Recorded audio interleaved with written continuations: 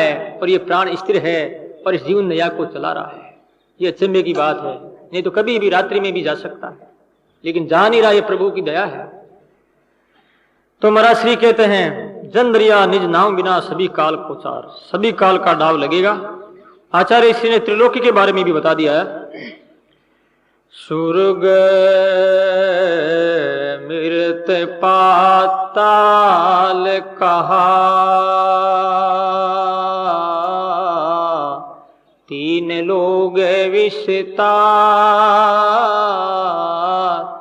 जन दरिया निज नाम बिना,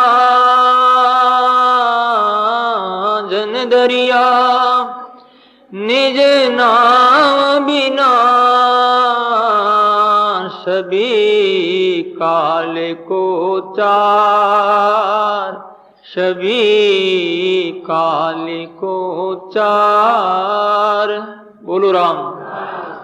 महाराज श्री कहते हैं, स्वर्ग मृत पाताल, त्रिलोकी के बारे में, चाहे स्वर्ग में है चाहे वो पाताल में है, तीन लोक में कहीं भी किसी जगह किसी क्षेत्र में उनका निवास है तो भी वो बच नहीं सकता। जन दरिया निज नाम बिना सभी काल का सार, राम नाम के बिना काल का चारा है, काल का ग्रास है, काल का खाद्य पदार्थ है, ये काल खा रहा है। और काल किस प्रकार से खाता है, कोई निमित्त बना करके किसी किसी को परिस्थिति के सामने खड़ा कर कोई बीमारी खड़ी कर देता है, तो कभी कोई हार्ट की बीमारी, कभी तो ब्लड प्रेशर की बीमारी, इनको निमित्त बना करके काल खाता है। काल डायरेक्ट नहीं खाता है।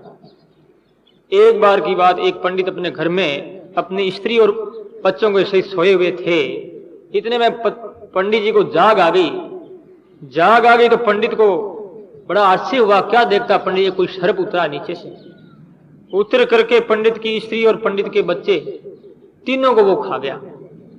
देख देते खा करके वहां से वो भागा, पंडित पीछे पीछे भागा कि क्या करें मेरे बच्चे और ये स्त्री, इनको डस लिया, ये तो मर चुके हैं, लेकिन देखना चाहिए सर्प कहां जा रहा है। आगे देखते आगे वो पहुंचता, सर्प आगे आगे दौड़ता, दौड़ते दौड़ते सर्प ने क्या किया, सर्प ने एक सांड का स्वरूप धारण कर लिया। सर्प सांड बन करके एक कोई बूढ़ा आदमी घड़ी में गुजर रहा था, सांड ने पीछे से जोर से जो है उनके बचीड़ जो है टच दिया और जोर से भेटा करके सिंगड़ों के द्वारा सिंगड़े उनके अंदर डाल दिए, पेट में घुसेड़ दिए, पार पार कर दिए। तुरंत ही वो बूढ़ा मर गया। बूढ़ा मरने के बाद वो सांड एक छोटा सा बिच्छू बन गया। गली में बच्चे खेल रहे थे और वो बिच्छू 2-3 बच्चों को डस करके वहां से भागा, बच्चे भी तुरंत वहीं मर गए।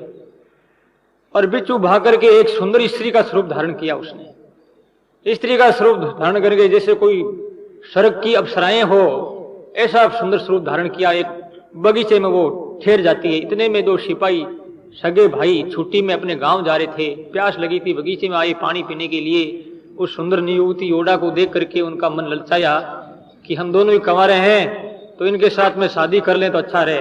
दोनों ने प्रस्ताव किया उनके साथ में, तो उसने कहा हमें शादी करने के लिए तैयार हूं, लेकिन एक के साथ में करूंगी, 2 के साथ में शादी नहीं कर सकती, क्योंकि मुझे पतिव्रता होना है। इस वास्ते दोनों सिपाही एक दूसरे लड़ने लगे। वो बोले मैं शादी करूंगा और वो बोले वो शादी मैं करूंगा। वो कहता तेरी भौजाई बनेगी, वो कहता नहीं तेरी छोटे भाई की बिदनी बनेगी।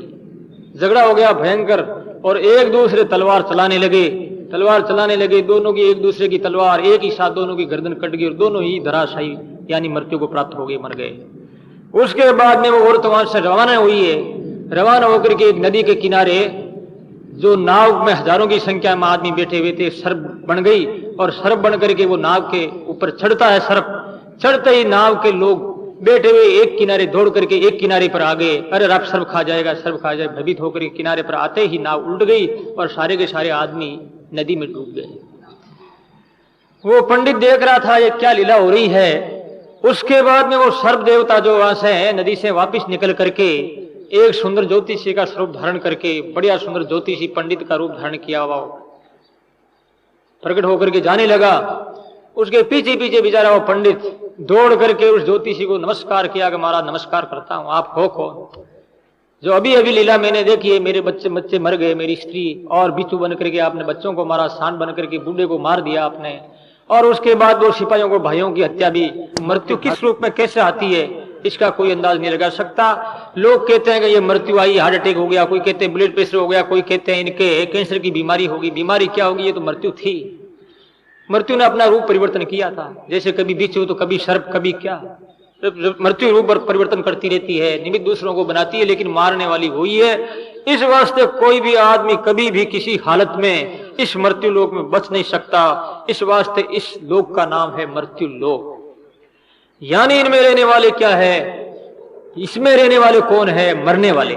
जो मरने वाले हैं वही इसमें रहते हैं, बाकी दूसरे नहीं रह सकते। इस वास्ते इसे मृत्यु लोक कहा गया है। या नर तन पाए करे